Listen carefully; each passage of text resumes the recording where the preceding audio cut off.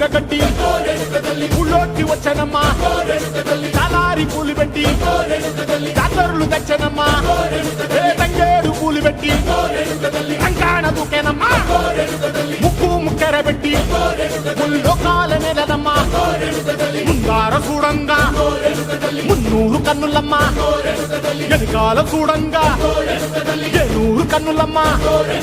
సాధు సిద్ధులంతా సాగిల పడ్డరమ్మా మహారాజు రాజులంతా